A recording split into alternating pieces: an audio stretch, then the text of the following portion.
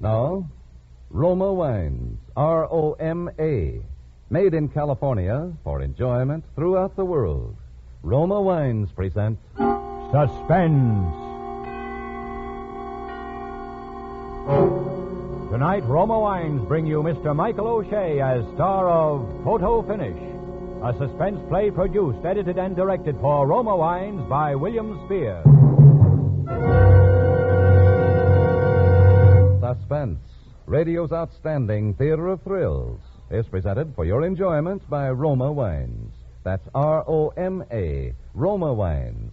Those excellent California wines that can add so much pleasantness to the way you live, to your happiness in entertaining guests, to your enjoyment of everyday meals.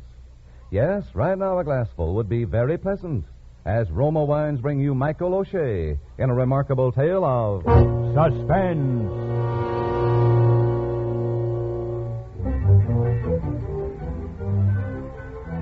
Well, it was hot enough to fry eggs on the sidewalk.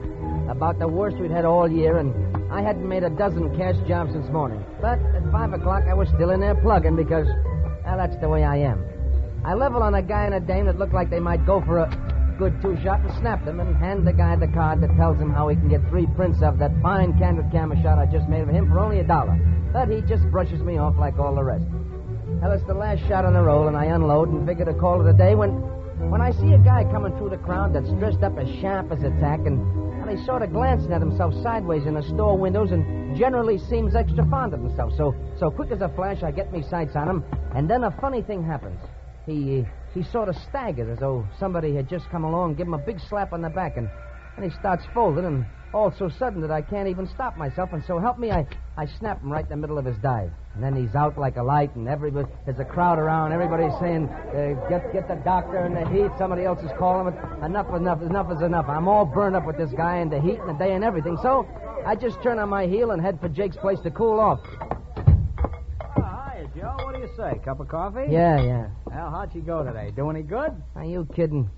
People don't want to have their pictures made when they got perspiration running down their faces and the guys are in their shirt sleeves and the dames' dresses are all wrinkled up out of shape. All they want to do is to get somewhere where they can cool off like me. Yeah, that's right. All right, I guess. What a day. And the payoff. Here, listen to this. I'm making a guy just before I come in here. A swell shot it would have been, too. And just as I snap him, what do you suppose he does? What? He falls. He collapses right in the sidewalk. Boom. The heat or something. I don't know. Yeah, is that right? Yeah, boy, do I pick the cash customers. Oh, tough on the poor guy, huh? Tough on him. What about me? I got a living to make, too, you know. Well, yeah, that's right. Oh, pardon me. Go ahead. Jake's Friendly Pharmacy. Huh? Well, I don't know. Well, just a moment, I'll see. Hey, Joe, it's your wife. Uh-oh, I forgot. She told me specially to be home early today. She got a steak for tonight. What'll I tell her? Tell her I just left. No, wait a minute. Tell her you ain't seen me all day. Okay. No, he's not here, Mrs. Mooney. No, I haven't. Yes, Mrs. Yes, Mrs. Mooney. Yeah, I sure will. Yeah. She said if I see you. Hey, Joe. Hey, Joe, wait. I ain't got time. I'll see you tomorrow. Hey, Joe.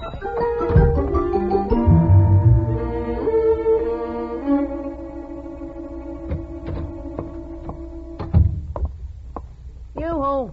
Hello, honey. Don't honey me. Something smells good. Supper ready? Is supper ready? Oh, of course supper's ready. The potatoes are all nice and dried up and the meat's good and tough. Supper's been ready for an hour. Oh, it has? Oh, gee, You know I told you to be home on time tonight. You think they're handing steaks out for good behavior nowadays? Oh, gosh, Maud, I forgot. Forgot. You'd forget your name if it wasn't pasted inside your hat. Where have you been? Why, I was working. This late? On a day like this? Hey, wait a minute. Let me look at you. Oh, now, wait a minute, Maud. Now, wait. Maud, listen. Something happened today. I wasn't going to tell you about this. I was going to spare your feelings. This one, it better be good. Well, it shook me up pretty bad. I don't mind telling you. And that was the whole trouble why I was late. Yeah, I suppose this time you found an atom bomb in a suitcase and you picked it up. No, Maud. Listen, Maud. I'm serious. I saw a man die today, Maud. Well, they do it every day, don't they? Yeah, but, Maud, I was taking his picture. He died right while I was snapping it, right at me feet. Swoon. I suppose he grabbed you around the ankle so you couldn't come home. But, Maud, they thought it was murder. Murder? Who thought so? Why, everybody. The people that saw it, they was asking me all kinds of questions. Oh, Joe. Oh, what do you want to tell me a story like that for? I swear, Maud, I swear I can prove it. I got the film. I'll develop it right here tonight. I got it right here in my camera, and I'll get me my Now what? my camera. I must have forgot it. I might have known this was all leading up to something. Where's the ticket? The what? You know what? The pawn ticket. Oh, Maud, you got me all wrong. The camera's all right. It's right where I left it, right in Jake's place. Oh, Jake's place. Well, which is it? The hock shop or Jake's place? Oh, Maud, I was only in there for a minute. Oh, Joe, how can you do it? Losing your camera, hanging around in that cheap joint when you know we're trying to save up for a studio of our own? Oh, Joe, we're never going to get out of this rut. Oh, Maud. Look. I had to leave the camera there. Had to. Why? Because of that picture. I was scared to bring it home. It might be evidence or Joe, something. you just said a minute ago you had it with you. You said that you... Yeah, Oh, who in the world could that be? I'll get it, honey. You stay right here. That's it. Just rest yourself. I'll go to the door. Your name, Mooney? Yeah, that's right, yeah. Sidewalk photographer, ain't Yes, you? indeed, that's right. Did you take a picture of a guy keeling over on Main Street about 5 o'clock this afternoon? That's right. I was just telling my wife. You got your camera here with the picture? Why, no. I left it downtown. You better come along with us then. Hey, say, what is this? Who are you? Police headquarters. Police? Police. Say, what is this all about? You ought to know. You saw the guy bumped off, didn't you? Bumped off, yeah. Maud, the guy is dead.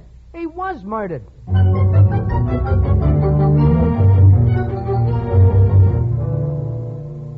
Of course, I could see now how that picture of mine would be pretty important evidence, so naturally I'm glad to go along with these coppers and help them out all I can. When we get out on the sidewalk, there's a car there and 2 other guys sitting in it, all plainclothes cops, evidently the homicide squad, I suppose, and we go over to this other car. That the guy? Yeah, but he don't have it with him. Where is it? Downtown. I forgotten left it there, a place on Main Street. Oh, that's bad. We got that other call to make, and Main Street's out of the way. Well, gee, I'm sorry. It just happened tonight. I forgot. You talk when you're told to. The rest of the time, you keep quiet, see? Well, sure, officer. Just as you Well, say. we go by this joint on Main Street, and then we make the other call. No, we can't. We got to be on time for that one. Right on time. Going by Main Street, we'd never make it. Then we gotta take this mug along. Well, say, that'll make it awful crowded after we leave the... Well, after we leave the other place. Hey, Mooney, you got a car? Why, certainly, officer. The one right ahead. Hey, there, that's see? an idea. We take his car and put the... All right. You and Harry take him in his car. Harry drives, you follow us. You got it? Okay, Frankie. Let's go. We get in my car and start downtown after the others. Now, the cop they call Harry is driving, and I'm sitting in the back seat with the other one. At first, I don't say nothing, especially after the crack that other cop had made, and anyway, I see these 2 are sort of tense and nervous. I can see these cops are taking this crime pretty serious. But after a while, they loosen up between themselves, and I look for a chance to get myself into the conversation. Frankie's taking it easier than I thought. Yeah, but I wouldn't want to be those guys that mess it up. Say, I sure hope I can be of some help to you fellas. Oh, I wouldn't worry none about that. Yeah, that's about the least of your worries. Well, it's nice of you to put it that way. Say, you got any clues? I mean, like who killed this guy or anything? Yeah. Some guys that didn't like him. Oh. Gee, it's funny, though. I never would have thought it. I mean, I didn't notice anything like a shot or anything. It was a silencer job. You talk too much. What's the difference? You'll read it all in the papers, won't you? You still talk too much. Where we going now? The morgue. Oh, yeah. The morgue? Yeah, we want you to sort of identify the body. We get to the morgue and drive up to the entrance and wait outside while these cops in the other car go in. To fix it up for me to do my stuff, I figure. But in about 5 minutes, they come running out, and 2 of them are carrying something wrapped up in a sheet. And I don't need no x-ray eyes to see it is a stiff. And then they throw it into our car on the floor of the back seat like it was a bundle of wood. And then we take out of there like somebody was after us, following the other car, heading for the west side of town. I don't know. It all happened so fast, and I'm hanging on so tight when we go around the corners on 2 wheels and trying to keep my feet out of this stiff space. I'm beginning to feel not so good about the whole thing. Well, at first, I don't dare open my mouth for fear my heart will jump right out in me lap. But after a while, I can't help it. I just got to find out what it's all about. I guess that's the body, huh? This boy's bright, Harry. He must have went to college. When do you want me to identify it? Oh, you'll have plenty of time for that, Junior. Guess you're not going by the joint in Main Street for my camera, huh? One thing at a time, Bud. One thing at a time. You ask too many questions. It ain't healthy. Healthy? Hey, listen. Cops! Cops? Look, Hank is signaling. Yeah, he means we should separate. Take your next turn to the left and head for the hills. Cops? What are cops chasing us for? If you guys are... Oh, my God. The best thing we can do is ditch this heap. I ain't taking no rap for Frankie in a job like this. You ain't cops. You guys ain't cops at all. Well, what do we do with him? What do you think? Hey, now, wait. What are you guys going to do? What do you think? No, wait a minute.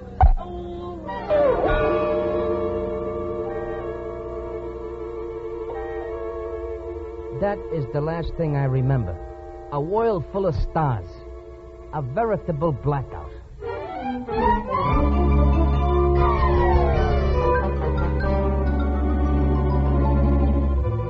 For Suspense, Roma Wines are bringing you Michael O'Shea in Photo Finish, a radio play by Roy Grandy and Robert Richards. Roma Wines' presentation tonight in radio's outstanding theater of thrills, Suspense.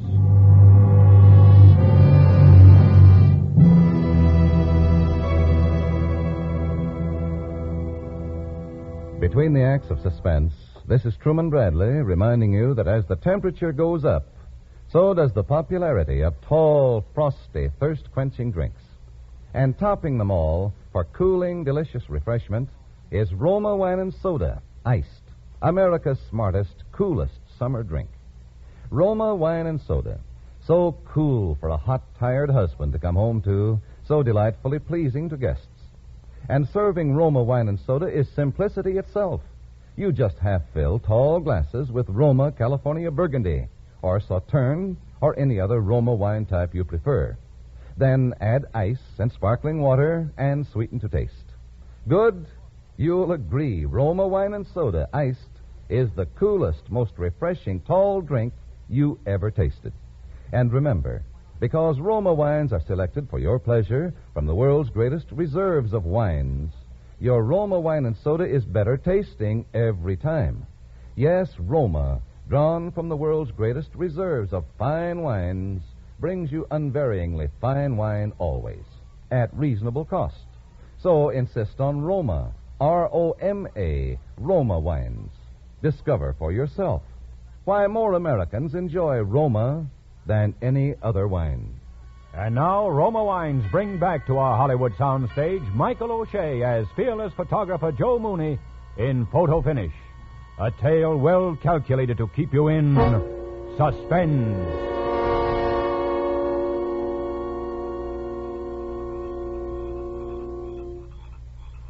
There's something that sounds like heavy machinery at work where my brains ought to be.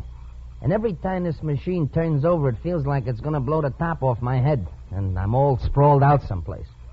And then it turns out to be the back seat of a car. I managed to stumble over something that's down on the floor, and then I'm out of this car and standing in a little dirt road, and it's sometime at night. I don't know what it's all about. I don't know what I'm doing here at all. And then I see that this is my car, and that makes some sense, and then I remember my camera. I got to get my camera, that's it. On account of Maud says I shouldn't have left it. Jake's place, that's where I left it. And so I crawled back into the car, and I get it turned around and headed down this dirt road. Pretty soon I'm on a bigger road, and then I'm on the main highway back to town. All the time I'm thinking, this is a funny thing for me to be doing. But the main thing is, I got to get the camera. And then I'm pulling up in front of Jake's place, and I'm going in. Hey, Joe, where you been? Your wife was looking for you. Maud, was she in here? Yeah, she come down to pick up your camera. Oh, well, that's okay then. That's what I came by for. Hey, you all right? Yeah, I guess so. Well, you don't look it. Where's your hat? Hat? What hat? I don't know. Maybe it's out in the car. Hey, come here. What happened to your head? Ouch, don't touch You it. better go home, get some sleep, Joe, and have somebody look at that head. Put some tincture of mercurochrome on it. Oh, this ain't like you at all. No. Yeah, I better be going, huh? Oh, wait. Here, your wife left her purse. She was kind of upset anyway. Worried about you, I guess. Oh, thanks. Boy, you're a lucky guy, Joe. I didn't know the missus was anything like that. What a knockout. Huh? Yeah, she's gorgeous, Joe. That don't sound like Maud. It don't? Well, it was. Hey, What did this dame look like that picked up my camera? Listen, you ain't so far gone you can't remember what your own wife looks like, are you? No, only this ain't my wife's purse. It ain't? No. What did the dame look like? Oh, medium size, young, blonde, terrific figure, gorgeous face. That ain't Maud. No? No. Maud is kind of, well... but she's nothing like that. Well, what do you know? Listen, Jake. I've been having some awful peculiar experiences tonight. Yeah? You must have been. Yeah. I better call Maud. She can always figure these things now, out wait better. a minute, Joe. Maybe you hadn't ordered just now. I wish you'd let me fix you up with a little something to straighten you out. I got the greatest thing in the world for you. It'll make you feel a lot better. That fella come in the other night. He was awesome. I fixed him up. Not at all. Just fix him. Yeah, sure. Hello? Hello. Oh. Hello, Maud.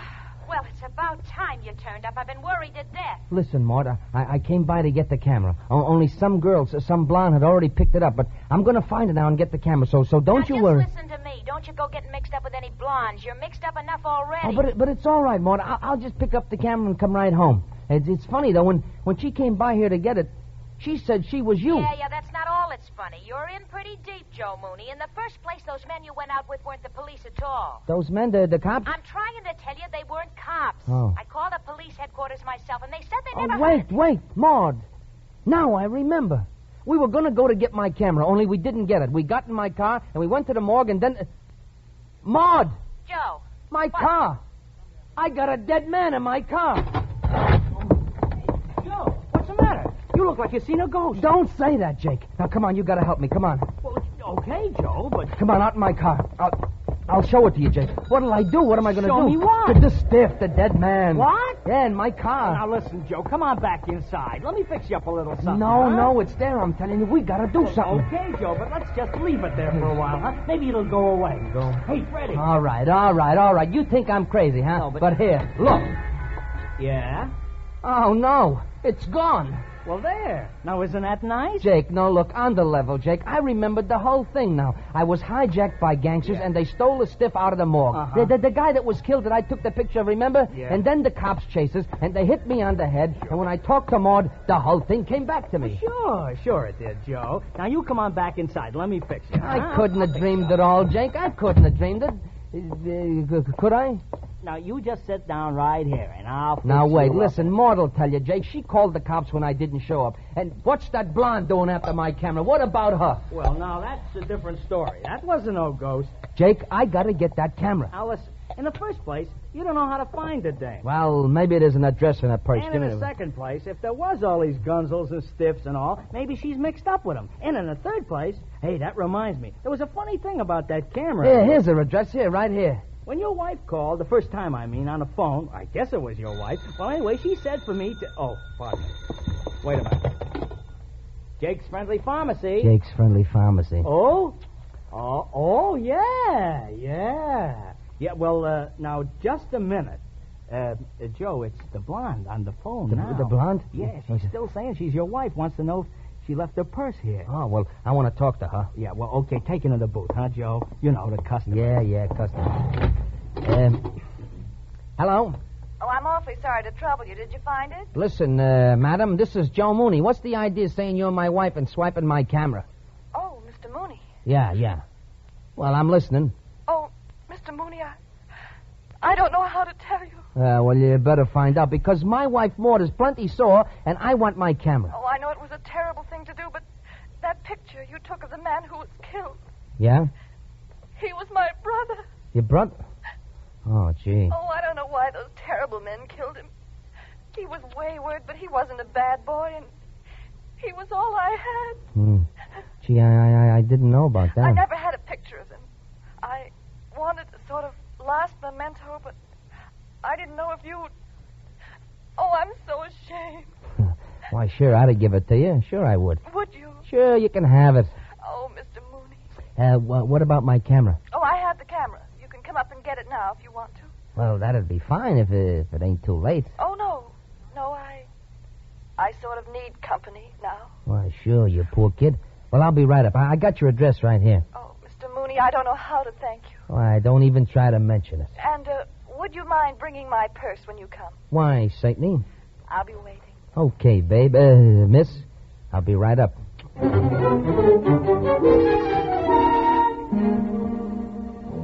Well, on the way up, I get to thinking this is an awful funny picture to want as a souvenir of a guy. A shot of him getting bumped off in the street. But, of course, there's no accounting for dames. And then I figure she probably don't even know the kind of a shot it is, the poor kid, and I figure I better break it to her as gentle as I can, which is only what anyone else would do, especially if she's the knockout that Jake says. And she is. Mr. Mooney? Yeah. Won't you come in? Well, thank you, Miss, O'Day. O'Day. Oh, Mr. Mooney, you must think I'm a terrible person. Why, no, not at all, Miss O'Day. Why, I knew the minute I talked to you on the phone that you wasn't like some girls. I mean that you was the real thing. Oh, Mr. Mooney. Here's your purse. Oh, thank you. You, got my camera? Oh, yes, I've got the camera. But, you were going to give me the picture, weren't you? Oh, sure. After you give me the camera. After I give you the camera? Yeah, you see, the picture, the film, that is still in the camera. Oh, but it isn't, Mr. Mooney. I looked. It isn't? But it's gotta be. Are you trying to tell me you don't have the film, Mr. Mooney? Well, how could I? I ain't had my hands on that camera since I left it at Jake's this afternoon. Look, Mr. Mooney, let's not be difficult. Just give me the film. But I ain't got it, I'm telling you. I ain't got it. All right, boys. What boys? Hey, Hello, Junior. Hey, where did they come from? They're friends of mine. Yeah, but they put a dead body in my car. That's stiff? Well, now, wait a minute. Don't you worry about that none. He's in a nice, safe place. All right. We ain't got all night.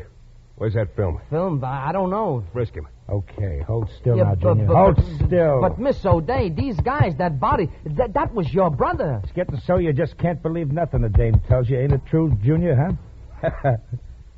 You don't have it on him, Frankie. Now, look, fellas, I don't want to have no trouble. All I want is my camera. We don't want no trouble. Now, listen, Mooney. We want that film, and we don't care how we get it. So talk and talk fast. Yeah, but how could I have it? I ain't had the camera. Nobody could have got that film except her, unless Jake. Jake, the mug at the drugstore. Yeah. Yeah, do you think that guy's got it? Get it, Gene. Okay. Yeah? Yeah? All right, okay. Thanks, Harry. It's a tip-off. They're on their way up here. Oh, come on. We got to scram. What about him? What do you think? Oh, no, now, wait a minute. Oh. I can see it coming, but I can't move. And there's that world full of stars again, and that veritable blackouts.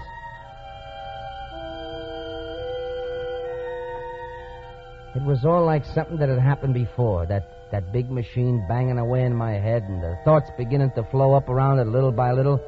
Only this time I'm in a room. The lights are on, but there's nobody there. And then I saw my camera, and I remembered. I remembered there was a phone someplace, too, and I found it and crawled over to it and started dialing my number.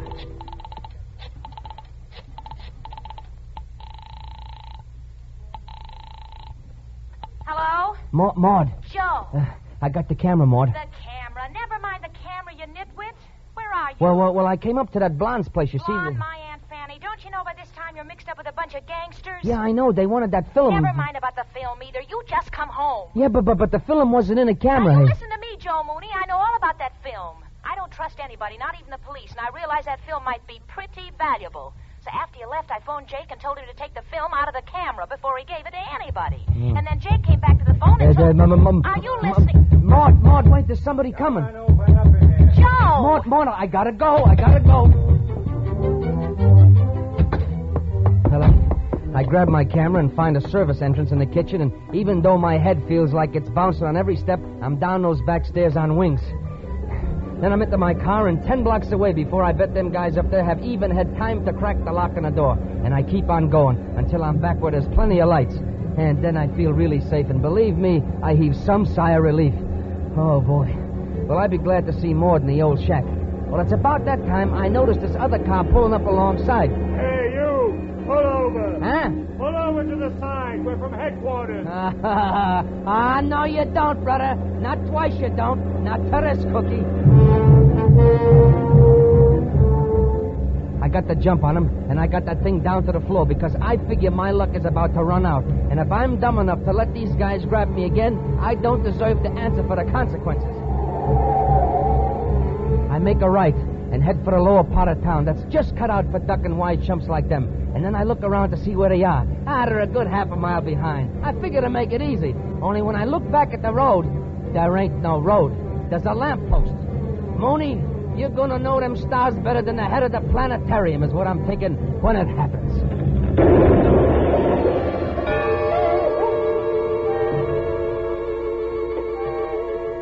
This time I am walking. And a guy all dressed in white has me by the arm, so naturally I think I'm coming up to the pearly gates. And sure enough, there's a big iron gate.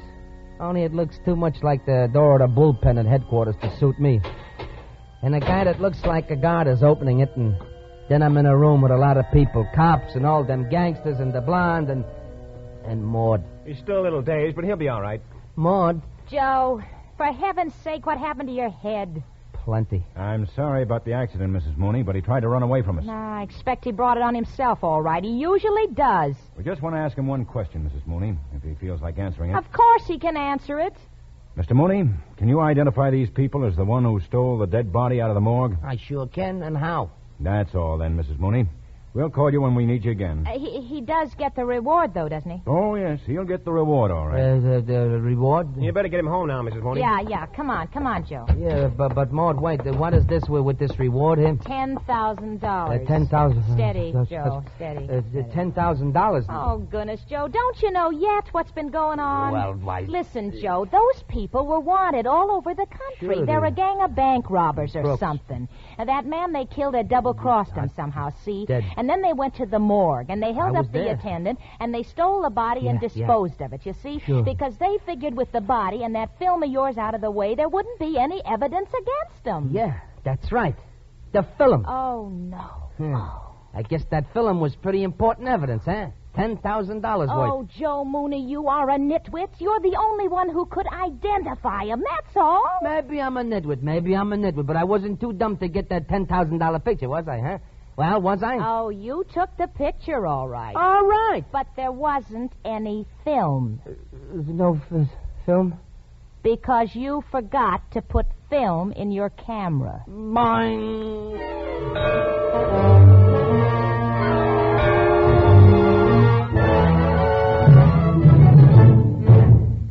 Suspense.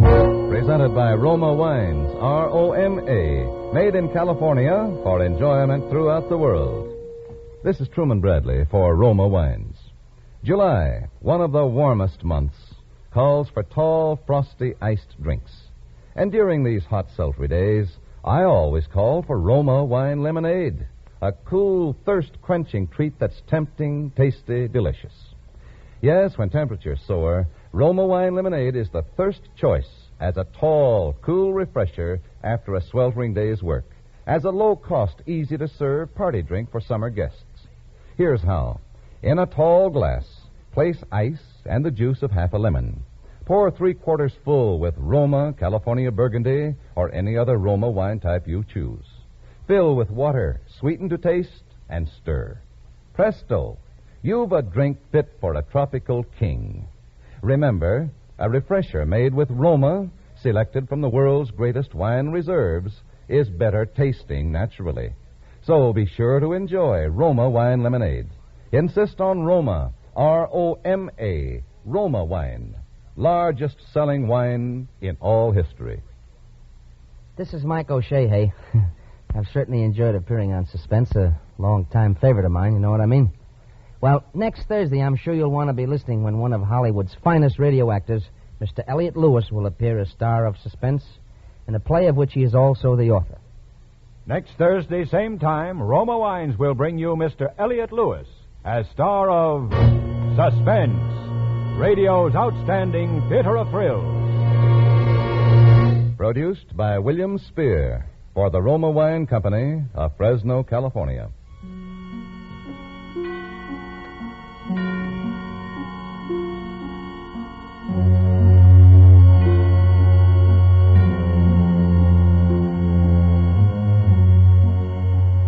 This is CBS, the Columbia Broadcasting System.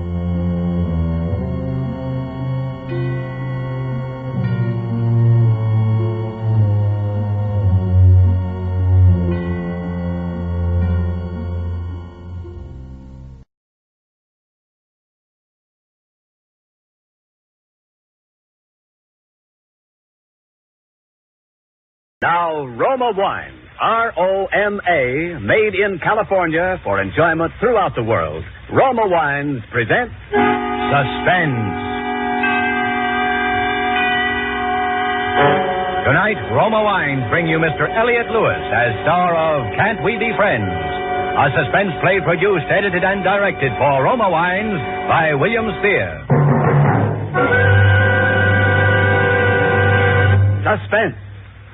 Radio's outstanding theater of thrills is presented for your enjoyment by Roma Wines.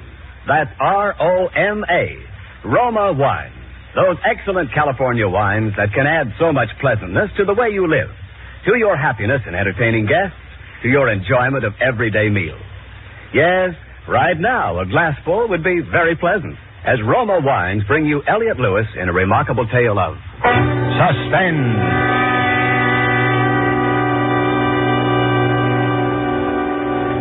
I suppose you want to know how it happened. Yes, I'd like very much to know. Then will you tell me how you got here? I'm Dr. Mayer. Did you look at her? Is she dead? You tell me your story first. Who's he? This gentleman lives in the next apartment. Yeah? Yes, go on. Let's hear your story. Well, her name is Frances Murphy. I've known her for about 6 months. I met her at a party. We went out together a few times, liked each other, and started going together. She's fascinating, I guess. I fell in love with her, and I think she was in love with me. For a while, anyway. What's your name? Michael Gordon. Yeah? Well, go on. Well, she wasn't well for a while, and then she told me she had to go to the hospital. Some minor surgery. Minor surgery? Why, that girl... So that's what she told you, eh? Yeah. Well, anyway, I got sort of busy, and I didn't get a chance to see her while she was sick. And when I saw her again, she wouldn't talk to me, so I started seeing another girl I know. But this afternoon, I got to thinking about Fran. I kept seeing her when I was with the other girl. It bothered me. So I decided I'd come over and see her. I got here at 6 o'clock.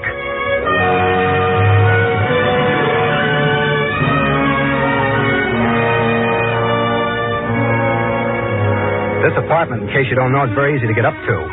The desk clerk sits around the corner from the elevator, and you don't have to see him if you don't want to. I didn't want him to call and tell Fran I was coming up, so I went over to the elevator without talking to him and came directly up to the 4th floor and knocked on her door. Hello, Fran. Oh, My. How are you, Fran? Can I come in? What do you want? Oh, I was just passing by. I thought I'd stop in and see how you were feeling. You're a little late, aren't you? Been feeling better for 3 weeks. Oh, now don't be like that, honey. I was busy. That's why I didn't see you. Aren't you going to ask me in? All right, come in. But you can't stay long. I've got an engagement with a very good friend tonight. Oh, thanks. Well, the apartment looks very nice. Sit down if you like. Oh, thanks. Care for a cigarette? No, thanks. You look swell. It's not your fault, I do. Oh, now don't be like that, Fran. I feel awful about not seeing him when you were sick. I had to see a fellow from out of town. Did it take you 10 days to see him? Well, honey, you know how those things are. It was business. You just can't make any other plans. You really don't have to explain it to me. I'm not the least little bit interested in what you do. Fran, look at me. I'm sorry, Fran. I don't blame you for being mad at me. I'm no good, I guess. I'm just a no-good bum. I never deserved having a girl like you anyway. How true. But let's let bygones be bygones and at least part good friends, huh? That's really why I came by today. I wanted to ask you, can't we be friends? Well... Because I loved you, Fran. You know that I did. I still do. But, of course, I realize that's beside the point. You still do, huh? Whatever do you mean? I've been thinking about you a lot, Fran. About how you walk, the fingernail polish you use, the perfume you wear. That you gave me for my birthday. Did I? Well, you know, that's right. I remember now. You sure were surprised. It's very nice of you. It was nothing, honey. Nothing at all. I wish I could have gotten you a mink coat. 2 mink coats, one for afternoon, one for nighttime. Really? Mind if I sit here next to you? Well, I don't know. Thanks. You're wearing the perfume now, aren't you? Uh-huh. That perfume has a better smell when you wear it, you know? Oh, will you forgive me, Fran, for being such a heel? Well, you really didn't... No, don't answer that, honey. It wasn't nice of me to ask you that. There's no reason why a girl like you should get stuck with a bum like me. You're better off going out with other people. Who's this friend you had the engagement with tonight? Are you really sorry you didn't see me, Mike? I told you I was. I could have killed myself. I felt so bad. Oh. Give me a kiss. Sure, honey. I missed you, Mike. And I haven't got an engagement with anyone tonight. I haven't been out of the house. Dr. Mayer said I should take it easy. Oh, that's good, honey. We'll go out tonight, huh? Or would you rather I stayed here with you for dinner? And then we could listen to some music tonight. I haven't heard your records in a long time, you know. No, you'll have to go, Mike. I have some packing to do. I have to go away and rest a while. Guess I was pretty sick. Oh, it's all the more reason for me to stay, huh? I'll help you pack. We'll have a little farewell party. No, I'm sorry, Mike. I have to go to sleep as soon as I finish packing, so I'll be fresh for the trip tomorrow. Oh, that's ridiculous. I'm just going to sit here. I won't bother you. Who are you trying to kid? What do you mean? I mean, what are you trying to pull? If you got a date with another guy, tell me. I don't care who you go out with. I told you I didn't have a date. Well, you think I believe that? Too sick to see me, huh? That's a laugh. You certainly look well enough to me. But I'm not. That's one of the reasons I didn't go to see you in the hospital. I knew you were kidding. What's the matter with you? I had an operation. You want to tell me about your operation? Please go. I'll go when I'm good and ready. You go right now. Right when I tell you to. Who do you think you are? Who do you think you are? You get out of here before I call the manager. Oh, you wouldn't dare call the manager. Oh, wouldn't I? Listen, you cheap, no-good bum. You get out of here, I'll have you thrown out. Oh, shut up. Okay. All right, you asked for it. Hey, give me that phone. Get your dirty hands off of me. You go away. I told you to shut up. What do you want? Why don't you leave me alone? I want to see you uncomfortable. I want you to be unhappy the way you make me unhappy. I want to make sure you remember me. I used to fall for that crying routine, but not anymore. Now I just make you cry a little harder. You might like to know I wasn't seeing anybody about business while you were in the hospital. I went out every night. I've been seeing your friend Trudy. Trudy? Yeah, Trudy. But then I had to come back up here today and see you. Because I kept seeing you and I kissed Trudy. What's that got to do with me? You get out of here. I gotta do something to stop that. I don't love you anymore, but I keep remembering you. That's no good. You can stop remembering me anytime you like. Well, I hardly recognized you when you came in. That's how easy I forgot. No, that don't work with me. Now listen to me. You listen to me. I'm tired of your little problem. I don't like you, and I wouldn't even like you if you had any money, which goodness knows you haven't.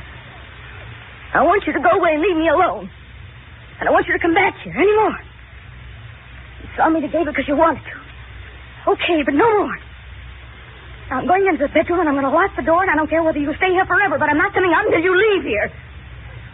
But if you haven't left in a little while, I'm going to scream. And I'm going to keep screaming until somebody comes up here and throws you out of here.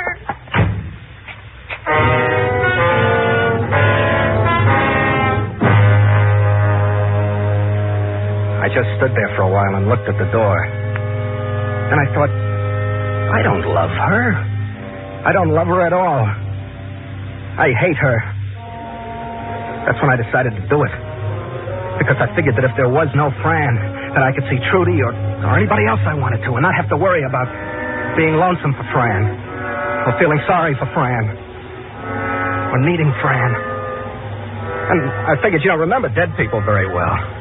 But I knew I had to do it that night before she left on her trip. I worked it out like this. I'd leave right then and leave her front door on the latch and talk to everybody in the building and go to my boarding house and tell everyone there how tired I was and go up to my room. That would be my alibi. Everyone would have seen me go to sleep. Then I'd wait until everybody was in bed. And I'd take my gun and come back here without anybody seeing me and kill Fran.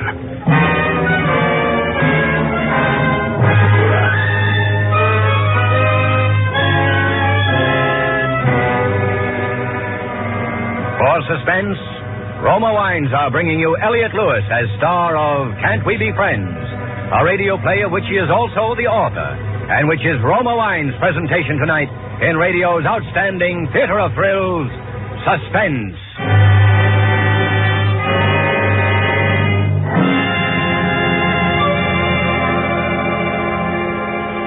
Between the acts of Suspense, this is Ken Niles for Roma Wine. Warm weather and cold drinks just naturally go together.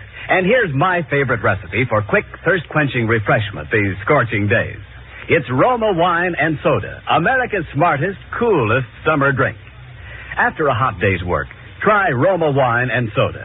It's refreshing as a cold shower. And when guests drop in, delight them with delicious, easy-to-serve Roma Wine and Soda. Just half-fill a tall glass with Roma California Burgundy or Sauterne or any other Roma wine type of your choice. Then add ice, fill with sparkling water, and stir. In less than a minute, you're sipping your way to cool contentment.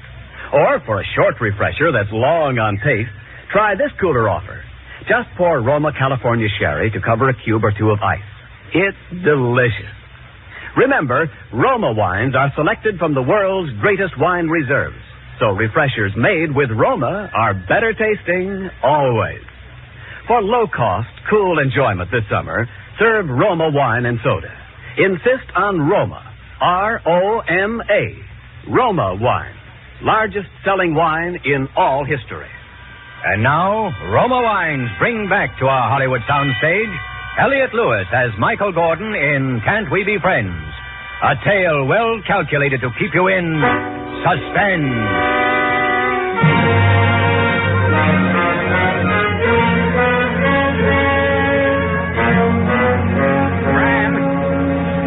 Hey, Fran. Well, I'm going now. I'm sorry we couldn't at least be friends. I went to the front door of her apartment, snapped the lock open and left, making a little noise closing the door so she'd know I'd gone. In the elevator going down, I saw a guy I didn't know, but I wanted to be seen leaving, so... Pardon me, do you have the time? Quarter to 7. Thanks. I'm awful tired. You've been working hard? Oh, yeah. Early jobs every morning. Matter of fact, this is almost my bedtime. Huh? Oh, after you. Oh, thanks. That's all right. I'll see you. Right. Mm-hmm. Pardon me. Yes. May I help you? Yeah, Miss Murphy in 411 asked me to tell you she doesn't want to be disturbed. Yes. You got that straight now. Miss Murphy, 411, she doesn't want to be disturbed. Not feeling badly again, is she? Oh, no, just a little tired. Taking a nap. Oh, well, thank you. I'll see that she's not bothered. Yeah, because she doesn't want to be disturbed. Got the time? Take 10 minutes to 7. 10 minutes to 7. I better get my dinner and get some sleep. Got an early call in the morning. I left the building and took a cab, although I didn't have too much dough. I talked to the cabbie. I asked him about his family. I got real chummy with him. Because he was a Red Sox man, so I was a Red Sox man. At the boarding house, I gave everybody a big yawn. I lauded around how tired I was. I even had the landlady feeling sorry for me, and she usually hates me. Everybody patted me on the back up to my room. I made a lot of noise dropping my shoes when I got there. I jumped up and down on the bed a couple of times. Then I went over to the window, and I looked out at the street, and I waited.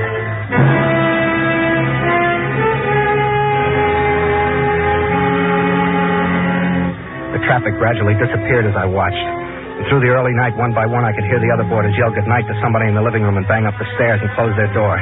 Pretty soon I knew they had to be asleep. About 1 o'clock in the morning, a last pair of footsteps came upstairs without saying goodnight to anyone. So I knew they'd all turned in. I waited a little longer to make sure everyone was sleeping. Then I put my shoes back on. I got my gun out of the bureau drawer. I opened the door to my room. Old man Epstein was sawing away down the hall, making his usual racket, so I felt easier about going past his door to get to the stairs. But I was very careful and quiet. He grumbled once when I got in front of his door, but I held still. Pretty soon he started sawing again. I got down the stairs. It was pretty dark in the living room, and I was afraid I'd trip on some furniture. But I made it all right. Finally felt the front door knob in my hand. I opened the door as quietly as I could. What? Then what? I always thought the woman in that case go play with Lombardo. You rock the Jackson, you rock me. Where tomorrow? Dave, I got an 88 man I want you to hear. Oh, solid. See ya. Right.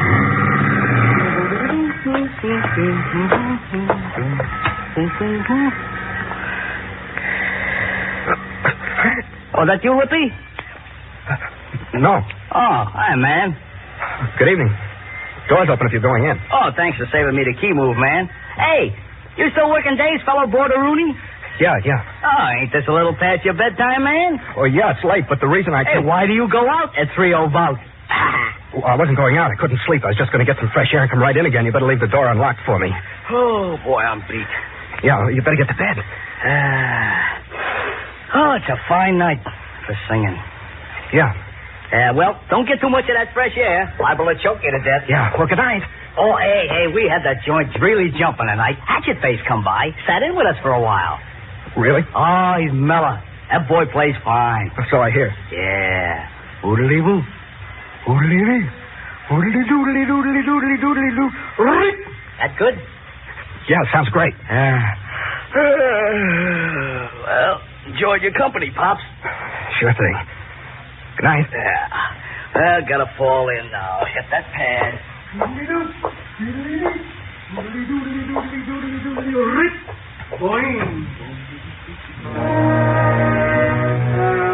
I was frightened for a minute. I was awful frightened. If Jack remembered seeing me, my carefully planned alibi was shot. I thought better not tonight. But then, Jack wasn't like most people. He wouldn't remember in the morning. He'd be too busy trying to recall Hatchet Face's lick. No, it was still all right. But I had to be careful. I couldn't take any chances. To be safe, I had to have the alibi that I'd gone to bed early. I walked quietly to the street and started for Fran's apartment house. I was very careful all the way. A couple of times cars came by, and always I ducked into the shadows and waited for them to pass before I continued walking. I got here at about 4 o'clock, I guess. I went up to the front door and tried to open it. But the big door was locked. I couldn't get in. I took my keys out of my pocket and tried them. But none of them fitted. Then I heard someone coming up the walk. I moved back from the door and squeezed against the mailboxes and waited. I was almost afraid to breathe. Except that I knew I'd get in now. I'd just wait until the people went in and then get my foot in the door to keep it from completely closing again. Good night, honey. Good night, darling. I'll call you in the morning, Betty Jane. Call me when you get home so I know you're all right. Oh, well, won't I wake anyone? Oh, I'll be at the phone. I'll answer as soon as it rings. Okay. Give me another kiss. Do you love me? Uh-huh. How much? 1 million. Oh, that's not enough. Good night. Good night, Betty Jane.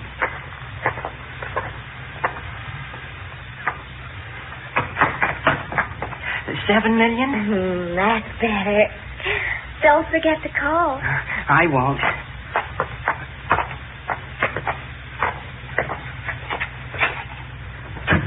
Honey. Yes, darling. Good night. Oh, good night, darling. You call now. I will.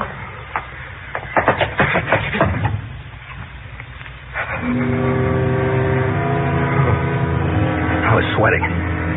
It had been close, but they hadn't seen me, and my foot was holding the door open, so I just waited there until I was sure she'd gone upstairs. And then I opened the door and quietly guided it closed and walked on tiptoe across the lobby to the elevator.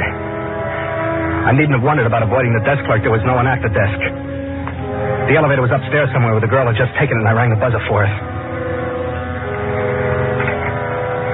I love self-service elevators. They make you feel like you could go to the moon in them. Elevators and subway trains I always wanted to drive ever since I was a kid.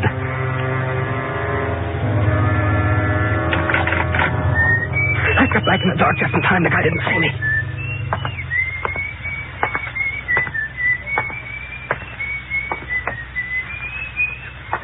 Please don't turn around. Please don't turn around.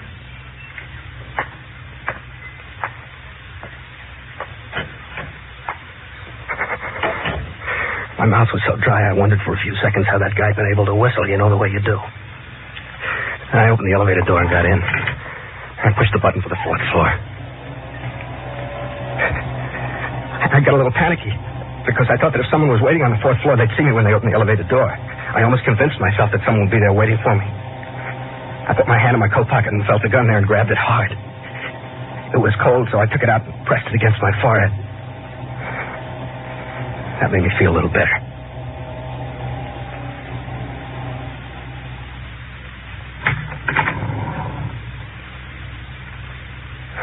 But there was no one waiting for the elevator.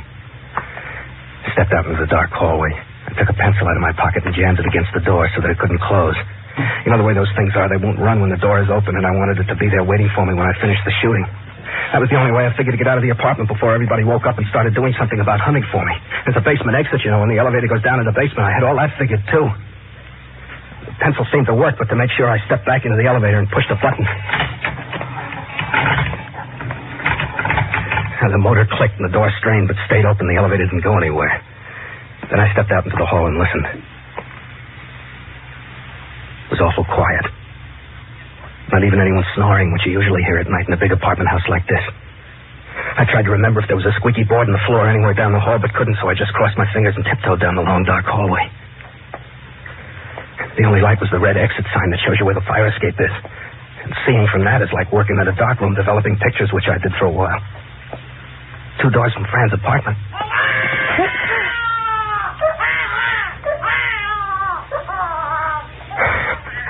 That's the most frightened I ever was in my life. When a kid started to yell. Because in the first place, I didn't know what it was right away. And in the second place, I thought he'll wake up everybody in the apartment and they'll be up and on their feet when I start shooting. I guess I held my breath for a couple of minutes because when I started to try and relax, my breath came out in a low whistle. Well, that scared me, too. I thought it'd be great if I get a heart attack right here in the hall of a strange apartment house in the little hours of the morning with a gun in my pocket. It's like being afraid of a fire at night because you don't want to go out in the street in your pajamas. It's worse, I guess. Anyhow, the baby finally quieted down. I waited a while, because I didn't know whether his mother had gotten up to quiet him or whether he'd just gone back to sleep again. I wasn't taking any chances now. It was too close to the finish. I waited. I figured it was safe a few minutes later and continued snailing down the hall. I stopped at Fran's door and listened. It was quiet inside. I put my hand into my pocket and grabbed hold of the gun. Then I slowly turned the doorknob, slid the door open. It didn't creak or anything, which was lucky. I got into the room, quietly closed the door again. I took the gun out of my pocket and released the safety and went to the bedroom door. It was already a little bit open. Through the crack, I could see her figure lying on the bed. I pushed the door enough ajar so that I could move into the room and look closer. That chop suey sign across the street was flashing on and off, and as I got used to the pattern it made on the wall, I saw Frances lying on the bed, dressed as she had been when I'd seen her early in the evening. She was lying on her stomach with her face turned toward the far side of the room, toward the shadow. My nose started to tickle. I thought I was going to sneeze, but when I pressed the cold gun against my upper lip, the desire left me. I moved slowly and quietly toward the bed. I got within a few feet of her. I pointed the gun right at her head. The gun was weaving around, so I held on with both hands. I took very careful aim.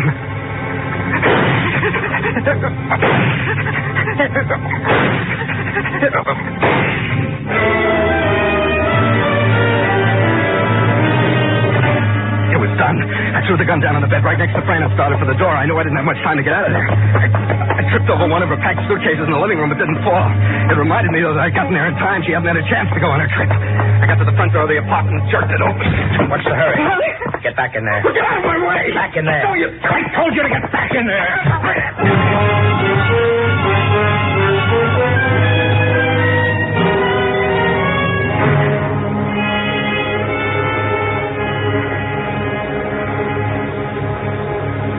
And that's all I know of what happened. I see. Did you hit me? Yes. I was helped by this gentleman here. I used that book. What are you doing here? The young lady had called me and asked me to stop by. At 4 o'clock in the morning? Oh, look here. I'm her doctor. Yeah? You must have got pretty clubby with her while she was in the hospital. I was right about her. That's swell. Now, I don't feel badly about having shot her. The police will be here soon. You think I'm going to wait for her? Watch him, Doctor! Hey!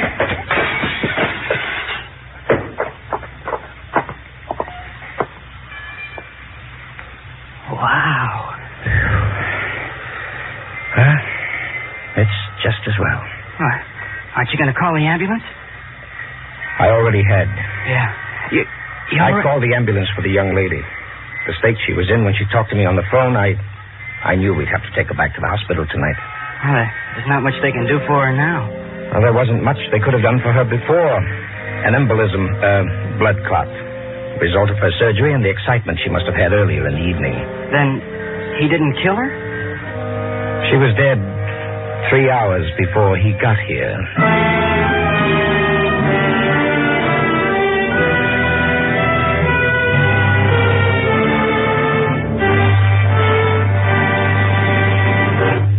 Suspense. Presented by Roma Wine. R-O-M-A. Made in California for enjoyment throughout the world. This is Ken Niles for Roma Wine, suggesting a refreshing idea for warm weather entertaining. Serve your guests tall, frosty glasses of Roma Wine lemonade, an ice-cold, taste-tingling treat that's a summer favorite here in Hollywood. For gala garden party or neighbor's casual call, the delicious thirst-quenching refreshment of Roma Wine lemonade pleases everyone. And Roma Wine lemonade is easy on you because it costs so little, is so easy to serve. You just place ice and the juice of half a lemon in a tall glass. Pour 3/4 full with zestful Roma California Burgundy or any other Roma wine you prefer. Add water and sweeten to taste.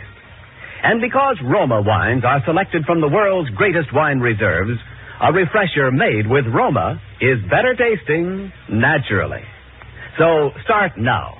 Cool off and refresh yourself with Roma Wine lemonade. Insist on Roma. R-O-M-A, Roma Wine. Discover why more Americans enjoy Roma than any other wine. This is Elliot Lewis. It's always a pleasure to appear on Suspense, and tonight I'm especially grateful to Mr. Spear for the opportunity to not only hear one of my own radio plays presented here, but also to appear in the starring role.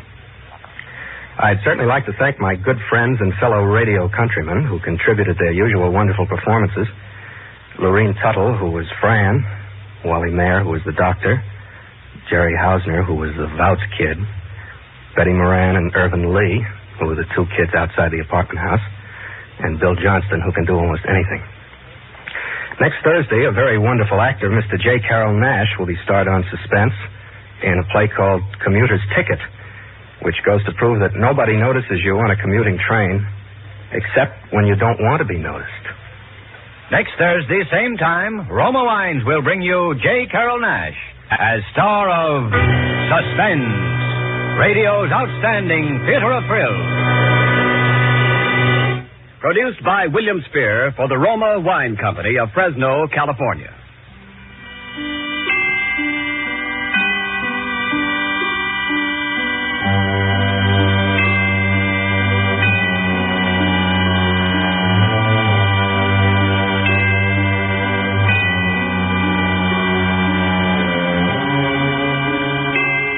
This is CBS, the Columbia Broadcasting System. Now, Roma Wines, R-O-M-A, made in California for enjoyment throughout the world, Roma Wines present Suspense. Tonight, Roma Wines bring you Mr. J. Carroll Nash as star of Commuter's Ticket, a suspense play produced, edited, and directed for Roma Wines by William Spear. Suspense, radio's outstanding theater of thrills, is presented for your enjoyment by Roma Wines. That's R-O-M-A, Roma Wines. Those excellent California wines that can add so much pleasantness to the way you live, to your happiness in entertaining guests, to your enjoyment of everyday meals. Yes, right now, a glassful would be very pleasant as Roma Wines bring you J. Carroll Nash in a remarkable tale of suspense.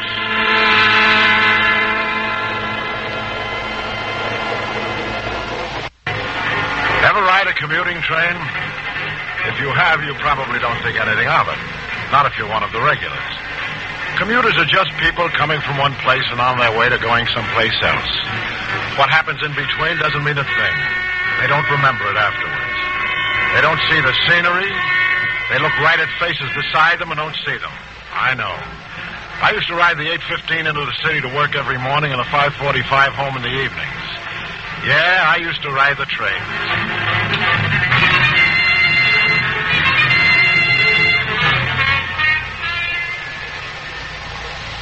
Oh, could I bother you for a match? What? Oh, man. Yeah, I left mine at the office. Where I work, Consolidated Press. The wire service, you know. Don't say. Oh, I'm not one of the reporters. Here's a book of matches, Keaton. Thanks. No, I repair teletype machines. You know, the machines that print the news when it comes in and relay it out to the newspapers all over the country. Don't say. Funny trades people get into. Now, me, I was a speed typist. The fellow on my shift was a telephone man. Both wind up in the same place, repairing teletype printers. It's a whole profession, you know. Most people don't know it exists. But there you are. They break down just like any other machine. Oh, what's your line? Look, I'm sorry. These rides are the only time I have to go over my report. Oh, sure. I didn't mean to butt in. I just thought maybe I'd seen you in the Laurel Creek station. No, not my station. I see a lot of people waiting for the train there, but I never get to know them.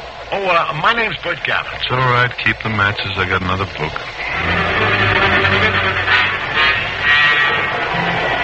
You ride right along beside the same people, or the same kind of people anyway, for weeks, months, years. Nobody knows you're there. The same conductors see you every day, and still they ask you what's your station. I got so I took it for granted like any other commuter. Then I got to thinking about it again, especially on the down peninsula runs, going home to that house that didn't have any love in it anymore.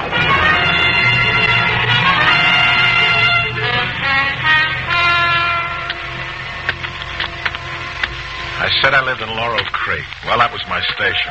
Only where I lived was on the wrong side of the tracks. The house was so close to the tracks we couldn't have a backyard for the rails. Every time a train would go by, it'd shake the whole house. The walls would shake, the windows would rattle, the ground would shake under the foundations. It was like living on the edge of a volcano. As I walked into the house that night, the Bayside Limited was just coming through.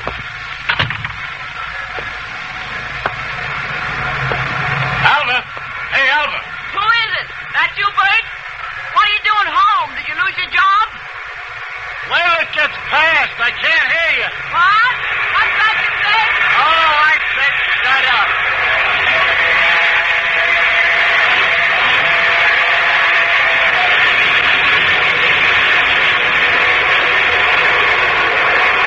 What's the big idea coming home like this? Why'd you let me know? I finished early. You're going to get overtime. You're losing overtime. Well, maybe I want to have dinner with my loving wife for a change. Well, you won't. There's nothing in the house. Couldn't we rustle up some scrambled eggs or something? I told you there's nothing in the house. What were you going to eat? I was going out, if you want to know. Who with? Well, it's none of your business. It's Alf Gorman, isn't it? You've been seeing him again, haven't you? Well, what if I have? I don't want you to see him. You're my wife. Pity you didn't think of that when you moved me out here that sticks. Well, your boyfriends don't seem to have any trouble locating you. You rented a house on the railroad tracks deliberately, just to punish me. And you don't have to stay in it. No, I don't, but you do. And every time that train goes by in the night, I like it. You don't sleep so good, do you, Bert? The trains get on your nerves, too, don't they? I guess that's something you didn't figure on. Hey, maybe I've figured on more than you think. What do you say that for? And what are you simpering about? What's the matter, Alva? You sound like you're scared of me. Of you? Oh, don't make me laugh. And don't make a scene when Alf comes by to pick me up. You know what happened the last time. But it won't happen again. Laugh's on me, isn't it? I moved you to the country to keep you away from the juke joint, so he drives out here to see you. The country. You call this the country. A shack on the railroad tracks. You bring me here. You must be crazy to think anybody could turn over a new leaf in a place like this. Maybe I am crazy, but not the way you think. Now, there you go again, getting that silly look on your face. What time did you say Alf was coming to pick you up? 7 o'clock. That's fine. That's perfect. I'll just have time to catch the 7:15 back into town and earn that overtime. Well, what are you waiting for? It's about time for the 6:45 to pass by, isn't it? Yeah. Do stay and enjoy it, Bert, dear. Honey, you don't know how much I'm going to enjoy this. Ah, there it is. Here it comes. Well, it's a minute early this evening. Bert, what's the matter with you? What do you want with that poker? What do you think I came home early tonight for? Give you 3 guesses. Bert. Nobody saw me leave the office. The watchman was asleep. He'll still be asleep when I get back. As far as the police will know, I never left there. I was there all night fixing the printers. Earning my overtime. Bert, don't do it. You'll never get away with it. Everybody saw you coming out in the train. It'll be the same going back. You can't help being seen. So many people on those trains. What you don't know, honey. What you don't know. I'll scream. I'll scream so loud the neighbors will hear. Nobody's going to hear anything except this train. There's the big baby now. A nice, long train. Long and loud. Go ahead. Scream your head off. Bert, put that down. You don't know what you're doing, Bert. Get away from me. All right, please, listen. Down, Bert. Down, Bert.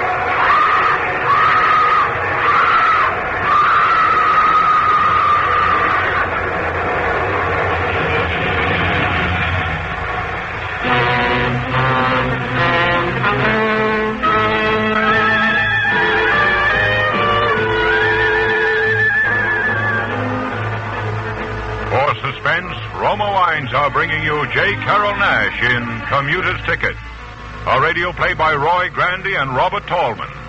Roma Wines' presentation tonight in radio's outstanding theater of thrills, Suspense.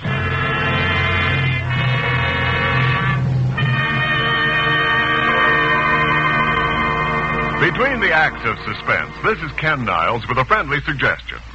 If the heat has you worn to a frazzle, soothe that ruffled disposition and those hot weather nerves.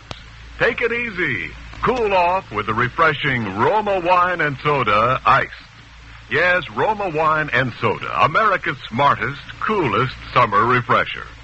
For there's nothing so cool to come home to as the thirst-quenching refreshment of Roma Wine and Soda. Long a summer favorite here in Hollywood, Roma Wine and Soda is now enjoyed by millions everywhere for cooling comfort and taste-tempting luxury. To prepare, just half-fill tall glasses with Roma California Sauterne or Burgundy or any other Roma wine type you prefer. Then simply add ice and sparkling water. That's all there is to it. Your Roma Wine and Soda is ready to enjoy. So good and cool. And remember, Roma wine is selected for you from the world's greatest wine reserves. That's why a refresher made with Roma is better tasting every time. So for luxurious, low-cost refreshment, insist on Roma. R-O-M-A. Roma wines. Enjoyed by more Americans than any other wine. And now, Roma Wines bring back to our Hollywood soundstage J. Carrol Naish as Bert Gavin in Commuter's Ticket, a tale well calculated to keep you in suspense.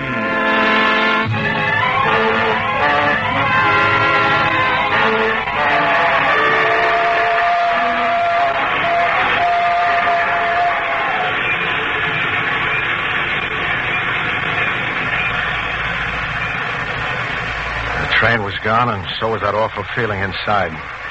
I just stood there looking down where I'd knocked her. In the quiet, there wasn't any reason for what I'd done. I was sorry, kind of. I didn't want her dead now. But I had to follow it through. Had to work fast.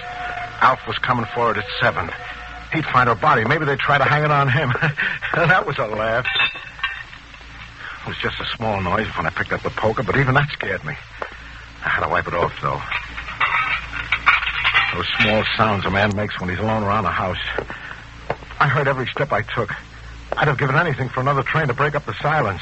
But there wouldn't be another train till the one I had to get on. I had to work fast if I was going to catch it. I opened a broom closet and got out a stepladder. I set the ladder up and climbed to the top of it, feeling dizzy. What I wanted was in a pewter mug on top of the sideboard. I got it in a hurry and climbed down. It was over $2,000 in cash. I'd been saving it for a long time. I needed it now. I might not be coming back to this house. I meant to put a ladder away and streak out of there before Alf put in his appearance. The buzzer stopped me cold. It was him, all right. I could see his shadow on the frosted glass of the front door. In a minute, he tried the door. I didn't know whether it was locked or not. I didn't wait to see. I hid out the back way.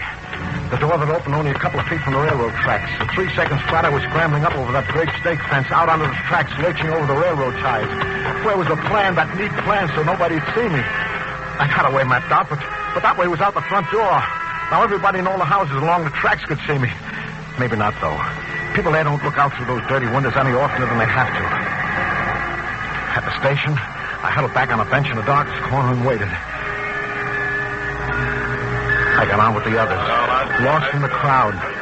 I walked through just like all the commuters. Took the first good empty seat I found. A whole seat to myself.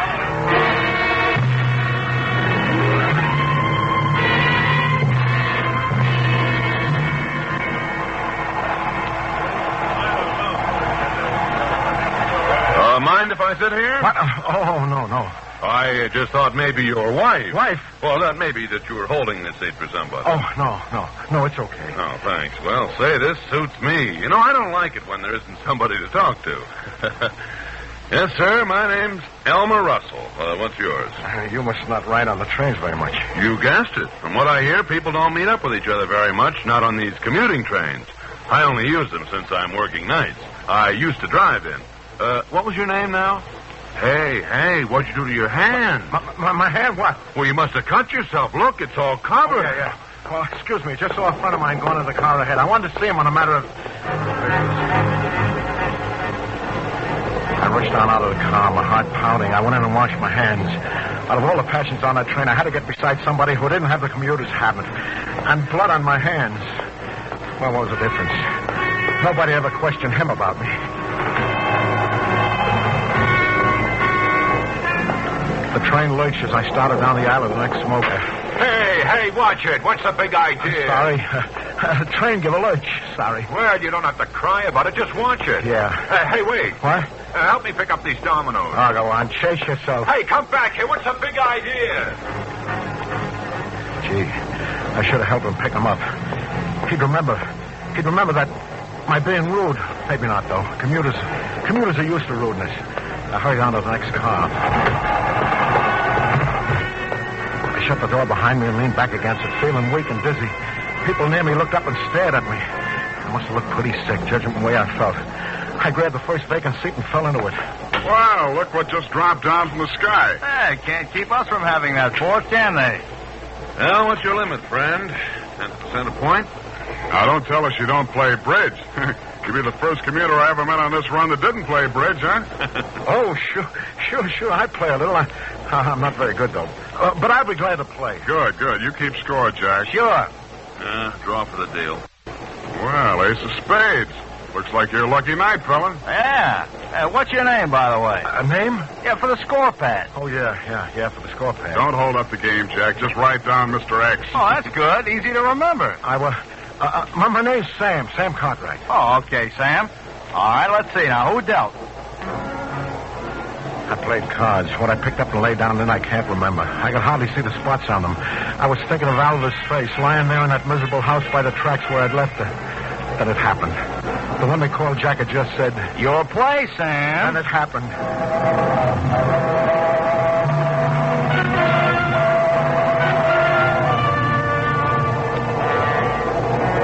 It was only the train going through the tunnel, but it brought it all back. A scream and the train roaring by, the whole house shaking. When I heard that squeal, my arms jerked up. What all I did, I don't know.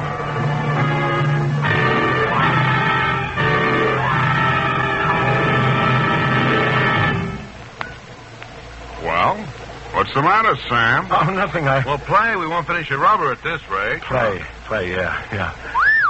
I'm sorry, Donna. I thought there was another trump out. Sorry? Your race takes it, chum. Yeah, I thought you said you didn't play much, Sam. Never seen such luck. Your deal, Whitney. Excuse me, gent. Got all your tickets? Oh. Yeah. Guess my coat was over the seat check. That's all right. Hey, wait, conductor. Huh? You didn't get Sam's ticket. Yeah, Sam's too lucky. Can't let him get away with a free ride. I was back in the other car. Where was that? Well, to tell the truth, I forget whether I paid or not. I'll buy a ticket, though, just to be sure. Sorry to bother you. I'll just take some change out of my wallet. Hey, there's your regular monthly commuter's ticket, isn't it? Oh, yes, so it is. Yeah, I thought I left it home. That's all right, Mr. Gavin. Gavin? I thought you said your name was Cartwright. This is my brother-in-law's ticket. Oh, I see. Come on, you guys. Pick up your card. Yeah. I pass. No bid. Let's see. By me. Never seen a rotten hand. Me either. But Sam's going to bid, though. Sam doesn't get rotten hands.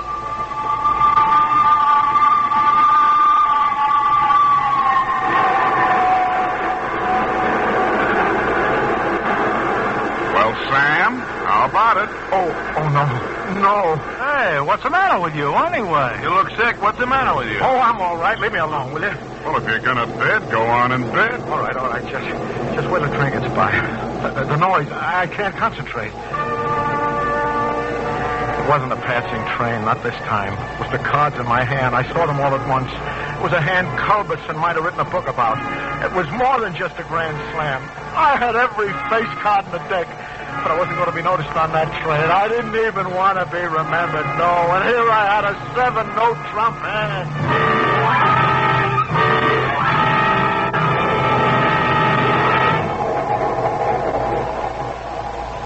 Well, come on, bid, man, bid. I should.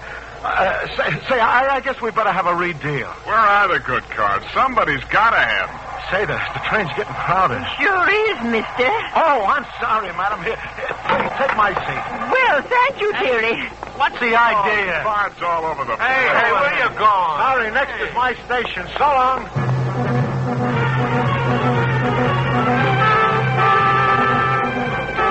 Well, I got out of showing that hand. But there was that abrupt departure to remember, and I'd given my seat to a woman. You don't see people giving seats to ladies very often these days. And the next car I stopped on the aisle and stood wedged in tight by the crowd. I was shaking, so it must have attracted attention. Then the conductor came through. Ticket. Didn't get your ticket. Well, you punched my ticket. It was in the other car. I was playing cards, remember? Remember? Let me think now. No, it's all right. Here. I have my commuter's ticket. You can punch it again. Oh, here, it must be in my other pocket. Gee, where'd I put it? I couldn't have lost it. Well, never mind this time. But after this, take your seat check along when you move from car to car. Makes a lot of trouble for us when you don't. Then you do remember? Well, never mind about that. Tell me, do you remember punching my ticket? Do you remember me? Can't say as I do. One face gets to be just like another when you work the train so long. I'll just take your word for it.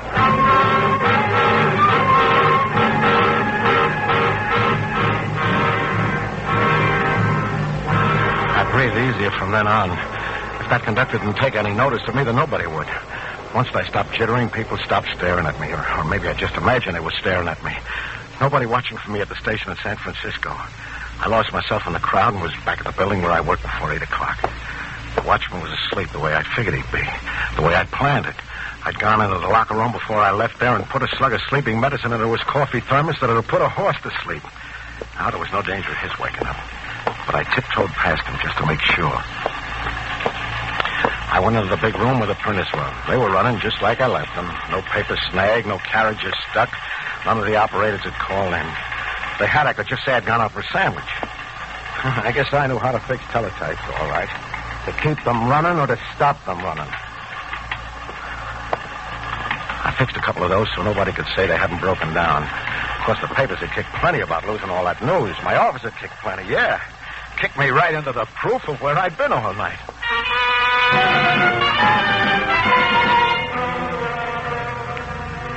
It was daylight before I left.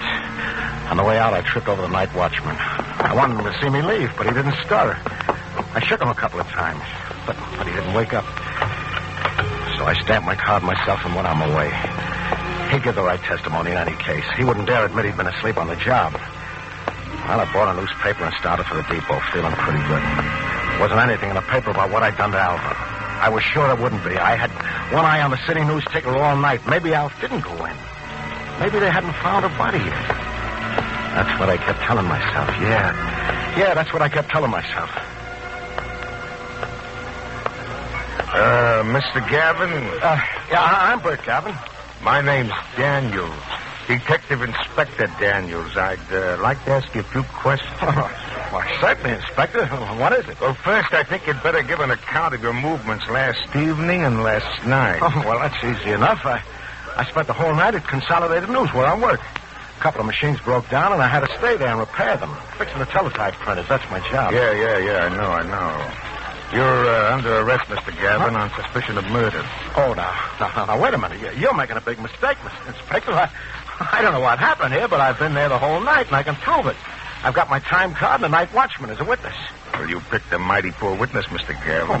What do you mean? That night watchman's dead, and you know it because you killed him, didn't you, Gavin? Oh, listen, I don't get it. I told you the truth. He was alive at 6 o'clock this morning. He stamped my time card. I think we'd better go somewhere private where we can take down your statement. Okay, but listen, Inspector, you're on the wrong track. Honestly, you are. Why did I take such pains to prove I was there last night if I was a guilty party? Well, I suppose you figured there's no use lying about what we can prove. Your story had to check with your wives. My wife? Yeah. Oh, we had a little trouble locating her, but she gave us a statement. Where'd you locate her? In the hospital. She had a bad accident, fell off a stepladder and cracked her head on an andiron. Oh, is she all right? Oh, sure. Luckily, a friend dropped in just after it happened, and they got her to the hospital in time. Well, listen, you've got to take me there. I've got to see her right away. Yeah, sure. After we get your statement and the money. What money? Why, the money you killed the watchman for, a little over $2,000, wasn't it? See, the way we got it figured, you put sleeping stuff in his coffee and then went after the safe. He came to and surprised you, so you let him have it with a wrench. Being dopey and an old guy, it was just too much for his heart. We got you cold, Gavin. Your prints are all over that wrench. Nice, fresh prints. Oh, listen, you got me all wrong. What time did it happen? Oh, around 7:30, the doctor figures. Then I can prove I didn't do it. I was home at 7:15, and I took the 7:15 back to town. My wife will tell you that. Will she? The way she told it to us, you weren't home at any time, and if I'm any judge of people, she'll stick to that story. But I can prove I was on that train. I talked to people. I lost my commuter's ticket. The conductor will remember me. Yeah? Most of those people will be on the train again tonight. They'll remember. I had a 7-0 Trump hand at bridge. Oh, they'll remember.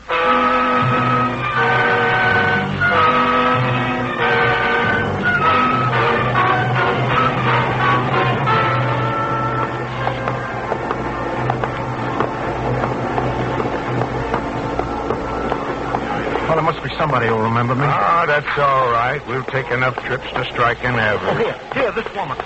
Hello, do you remember me? I beg your pardon? 2 nights ago on this car. Remember I gave you a seat? Oh, how considerate. Do you remember me? Let me think, dearie. Try to place this face, lady.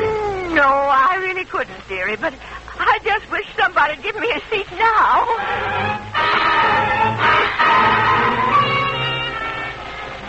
I've been afraid she'd remember me. While we walked through all the cars, I couldn't find any of the other witnesses, not even the conductor.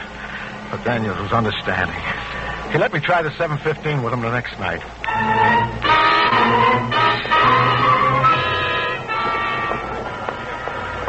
I played bridge with you.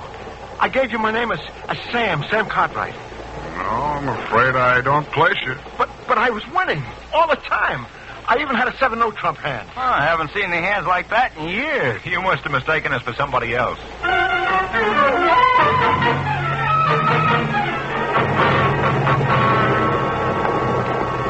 Oh, here. At last. You remember me. Well, if you don't mind, I have this reading that I... But we met the other night, 5 nights ago it was. Is that so? Yeah, I remember. You said you weren't a regular commuter, so I knew you're the one person who wouldn't forget me. Remember I cut my hand? 5 nights ago. Well, I've been riding the trains all the time since then. I'm afraid one face is getting to be much like another.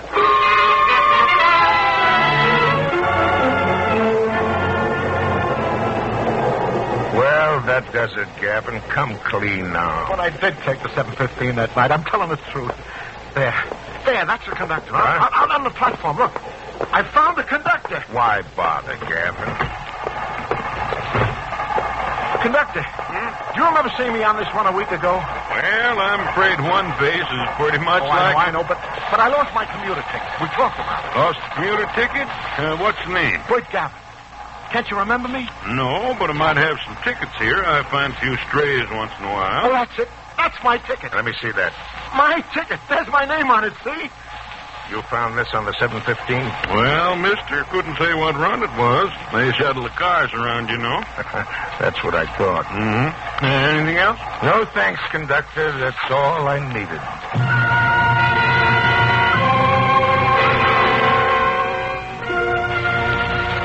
They had me cold. For a murder I didn't commit. That was a funny part of it. Daniels was the right guy, though. He gave me one last chance to establish my alibi. At the hospital, Alva refused to see me, but Daniels agreed to see her himself and question her about my story, that I was home at the time of the murder. I waited in the corridor outside Alva's room. He was in there almost an hour.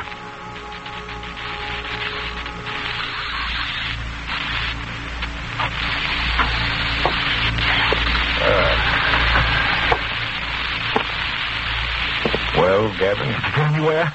Did she tell you anything? Yeah. Yes, he told me plenty. She told you I was home? I couldn't have murdered the watchman? He signed a detailed statement to that effect. Then my alibi's good.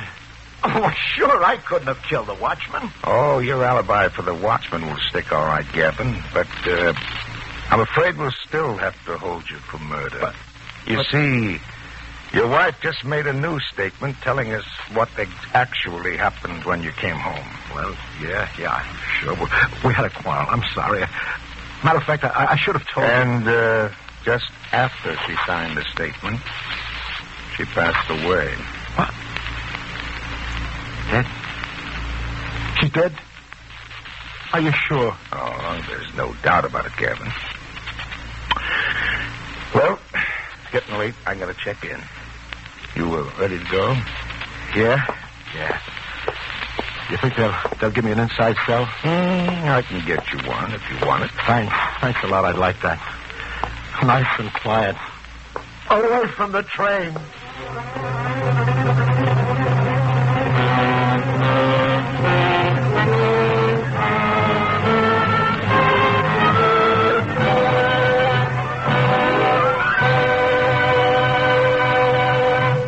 Suspense.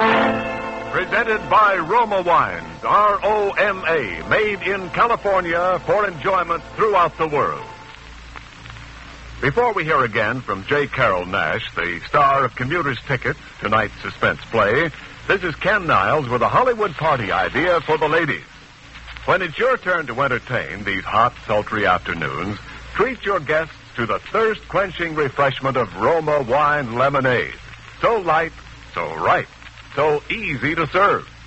Roma Wine Lemonade, first acclaimed by smart Hollywood hostesses, is now popular with women everywhere. The thirst choice among cold, tall refreshers. And Roma Wine Lemonade is so simple to prepare. Just place ice and the juice of half a lemon in a tall glass, pour 3/4 full with Roma California Burgundy or any other Roma wine type you prefer, add water and sweeten to taste. Quick as a wink, Roma Wine Lemonade is ready with cold, satisfying, low-cost refreshment for all. And because Roma Wine is selected for you from the world's greatest wine reserves, refreshers made with Roma are better tasting naturally. So insist on Roma, R-O-M-A, Roma Wine, largest selling wine in all history. This is J. Carroll Nash. Mr. Spear has been telling me about next Thursday's Suspense show, and I must say he has whetted my appetite for it tremendously. It'll present an all-star cast of Hollywood's finest radio actors, headed by Wally Mayer, in a play which, according to Mr. Spear, contains some of the most powerful ingredients of distilled suspense that he has encountered since the now internationally famous Sorry, Wrong Number. It concerns the converging of death upon a helpless man and the unknowing conspiracy of people all over the city whom he has never even met to bury him alive. So let's all be sure and listen. Thank you. J. Carroll Nash appeared through courtesy of Metro-Goldwyn-Mayer, producers of the Technicolor musical Holiday in Mexico. Next Thursday, same time, Roma Wines will bring you Wally Mayer and an all-star cast of Hollywood's finest radio actors in Suspense, radio's outstanding theater of thrills. Produced by William Spear for the Roma Wine Company of Fresno, California.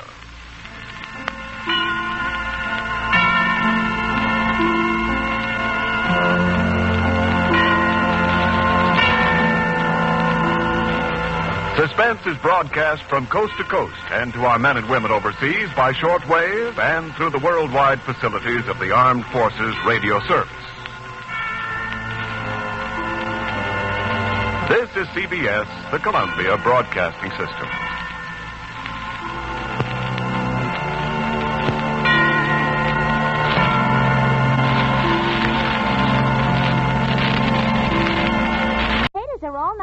right up and the meat's good and tough.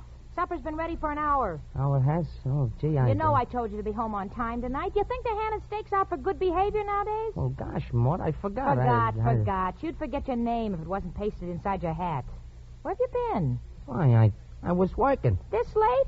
On a day like this? Hey, wait a minute. Let me look at you. Oh, now, wait a minute, Maud. Now, wait. Maud, listen. Something happened today. I wasn't going to tell you about this. I was going to spare your feelings. This one, it better be good. Well, it shook me up pretty bad. I don't mind telling you. And that was the whole trouble why I was late. Yeah, I suppose this time you found an atom bomb in a suitcase and you picked it up. No, Maud. Listen, Maud. I'm serious. I saw a man die today, Maud. Well, they do it every day, don't they? Yeah, but, Maud, I was taking his picture. He died right while I was snapping it, right at me feet. Swoon. I suppose he grabbed you around the ankle so you couldn't come home. But, Maud, they thought it was murder. Murder? Who thought so? Why, everybody. The people that saw it, they was asking me all kinds of questions. Oh, Joe. Oh, what do you want to tell me a story like that for? I swear, Maud, I swear I can prove it. I got the film. I'll develop it right here tonight. I got it right here in my camera, and I'll get me my... Now what? My camera. I must have forgot it. I might have known this was all leading up to something. Where's the ticket? The what? You know what? The pawn ticket. Oh, Maud, you got me all wrong. The camera's all right. It's right where I left it, right in Jake's place. Ah, Jake's place. Well, which is it? The hock shop or Jake's place? Oh, Maud, I was only in there for a minute. Oh, Joe, how can you do it? Losing your camera, hanging around in that cheap joint when you know we're trying to save up for a studio of our own? Oh, Joe, we're never going to get out of this rut. Oh, Maud. Look. I had to leave the camera there. Had to? Why? Because of that picture. I was scared to bring it home. It might be evidence of light, and everybody, there's a crowd around. Everybody's saying, get the doctor and the heat. Somebody else is calling it. Enough is enough. I'm all burned up with this guy and the heat and the day and everything. So I just turn on my heel and head for Jake's place to cool off. Hiya, Joe. What do you say? Cup of coffee? Yeah. Well, how'd you go today? Do any good? Are you kidding? People don't want to have their pictures made when they got perspiration running down their faces and the guys are in their shirt sleeves and the dames' dresses are all wrinkled up out of shape. All they want to do is to get somewhere where they can cool off like me. Yeah, that's right. All right, I guess. What a day. And the payoff. Here, listen to this. I'm making a guy just before I come in here. A swell shot it would have been, too. And just as I snap him, what do you suppose he does? What? He falls. He collapses right in the sidewalk. Boom. The heat or something. I don't know. Yeah, is that right? Yeah, boy, do I pick the cash customers. Oh, it's tough on the poor guy, huh? Tough on him. What about me? I got a living to make, too, you know. Well, yeah, that's right. Oh, pardon me. Go ahead. Jake's Friendly Pharmacy. Huh? Well, I don't know. Well, just a moment, I'll see. Hey, Joe, it's your wife. Uh-oh, I forgot. She told me specially to be home early today. She got a steak for tonight. What'll I tell her? Tell her I just left. No, wait a minute. Tell her you ain't seen me all day. Okay. No, he's not here, Mrs. Mooney. No, I haven't. Yes, Mrs. Yes, Mrs. Mooney. Yeah, I sure will. Yeah. She said if I see you. Hey, Joe. Hey, Joe, wait. I ain't got time. I'll see you tomorrow. Hey, Joe.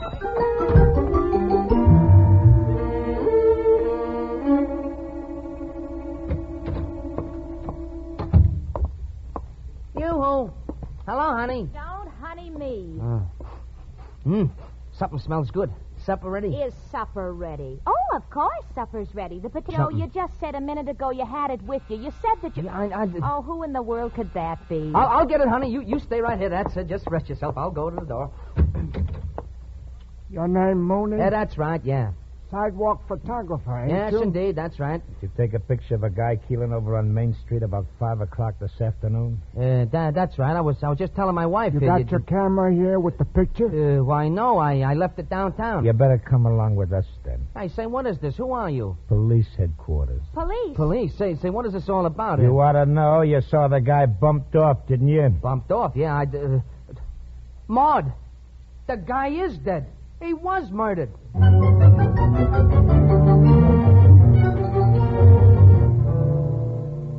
Of course, I could see now how that picture of mine would be pretty important evidence, so naturally I'm glad to go along with these coppers and help them out all I can.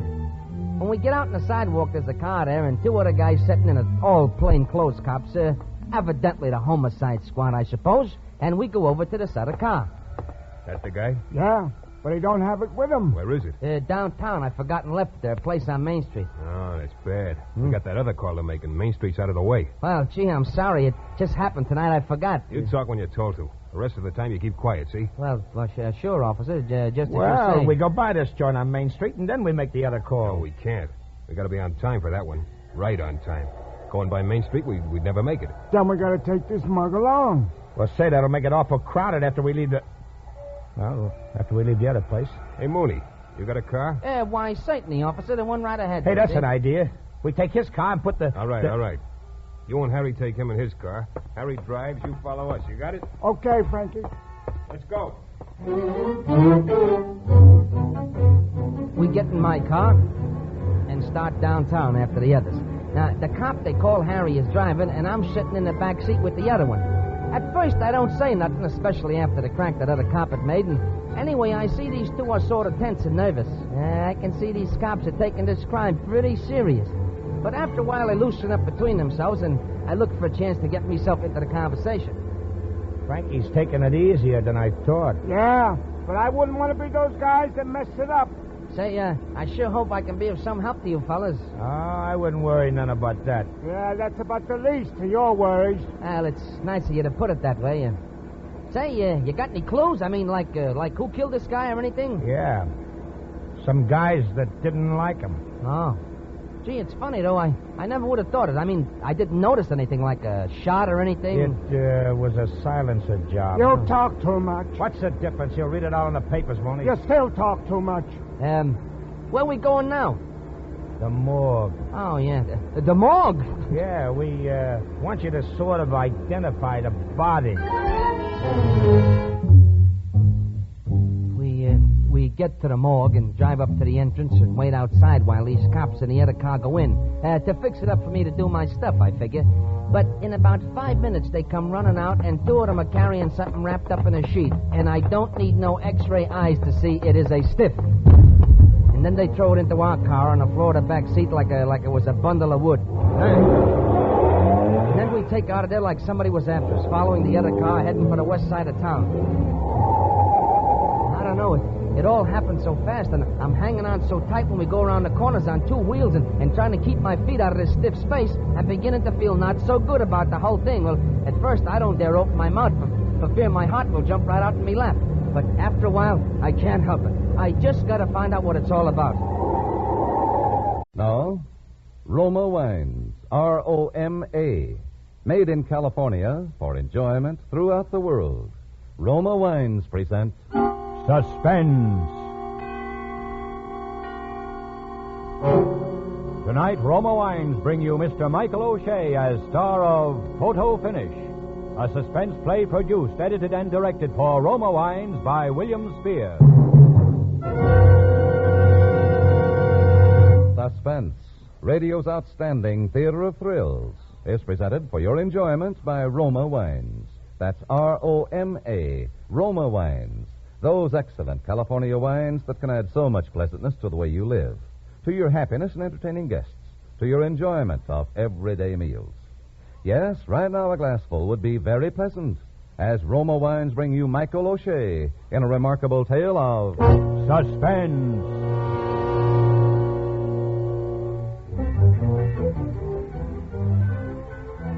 Well, it was hot enough to fry eggs on the sidewalk. About the worst we'd had all year, and I hadn't made a dozen cash jobs since morning. But at 5 o'clock, I was still in there plugging because, well, that's the way I am. I leveled on a guy and a dame that looked like they might go for a good two-shot and snapped them and hand the guy the card that tells him how he can get 3 prints of that fine candid camera shot I just made of him for only $1. But he just brushes me off like all the rest.